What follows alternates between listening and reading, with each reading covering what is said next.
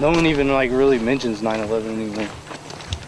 And that, to me, that's the whole reason that I'm over here. With Revelation chapter 13 now behind me, I am better equipped to explain the Ezekiel chapter 39 evidence board that the Rapture Ready team have put together. This board contains 8 pieces of data from events of 9/11 and the Iraq War that match up with the prophecy in Ezekiel chapter 39.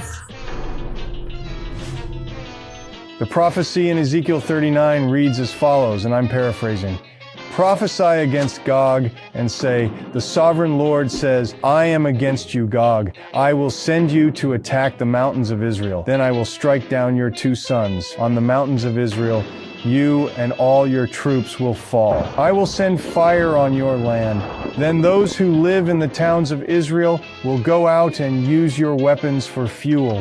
For 7 years, they will use them for fuel, and they will attack those who attacked them. In that day, I will give Gog a burial place in Israel, in the valley of those who travel east toward the sea. For 7 months, the house of Israel will be burying them in order to cleanse the land. All the people of the land will mourn, and the day will be a memorable day for them. Men will be regularly employed to cleanse the land. Some will go throughout the land to bury those who remain on the ground. At the end of the 7 months, they will begin their search. As they go through the land and one of them sees a human bone, he will set up a marker beside it until the gravediggers have buried it in the valley of the hordes of Gog. It is coming.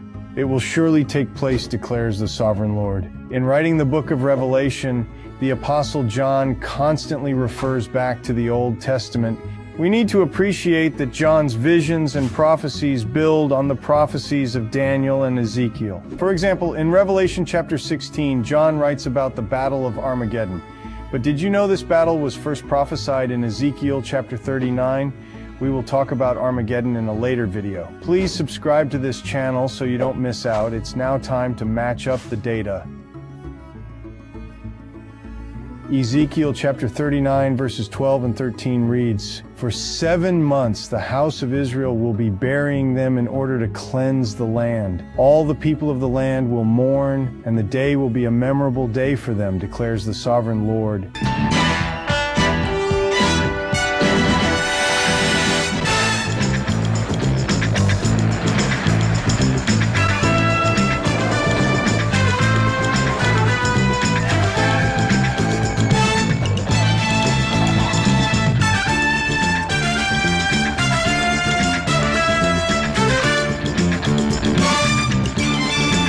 So 7 months marked the beginning of the end.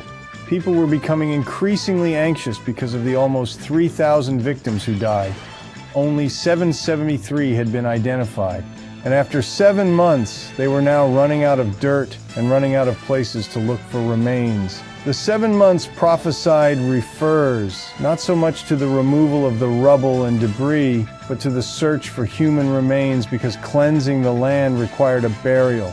After 7 months, they were now 70 feet underground, and it was almost completely clean.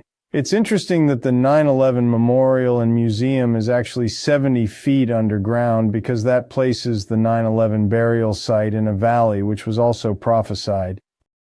Joe Daniels is president and CEO of the 9/11 Memorial. You're not whitewashing it. This is the raw, dirty material. Exactly. I mean, this is the steel that bore the attacks. The museum is built almost entirely underground, some 70 feet down. It sits in the precise footprint of the World Trade Center. So this is exactly where the South Tower started and went up 1,350 feet. A striking display of the sheer scale of the destruction, with poignant reminders of the tragedy at every turn.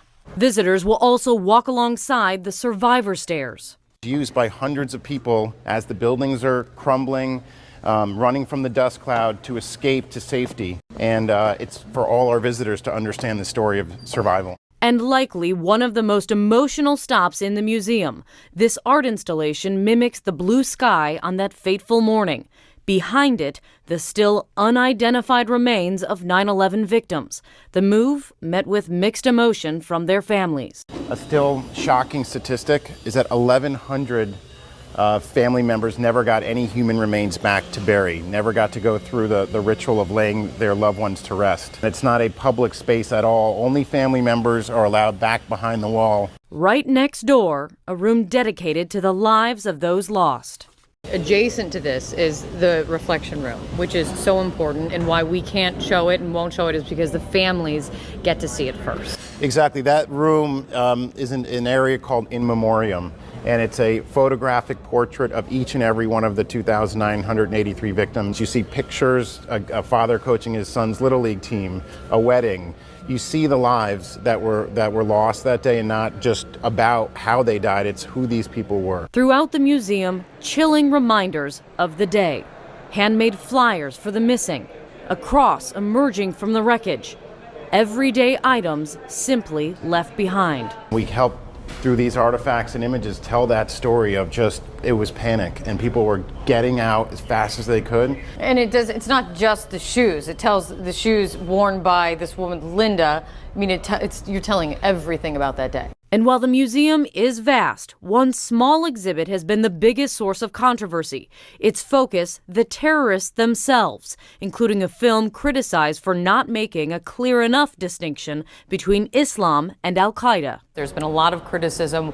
Why give any time to the terrorists? You know, it's one way to look at it is you don't build a Holocaust museum and not be very clear that the Nazis were the ones who committed those atrocities.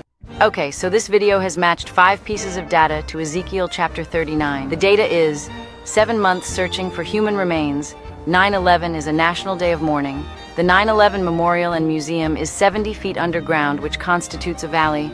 It is also a burial place for the hordes of Gog. And the burial site is east towards the sea, being the Atlantic Ocean. You know what? This is beginning to make sense. I have 2 questions. You've identified Gog from Ezekiel 39 with Saddam Hussein. So what data is that based on? And you're saying the mountains of Israel represents the United States and obviously New York? These will both need to be addressed. Yes, they will. But yeah, we're getting her done. Let's keep going.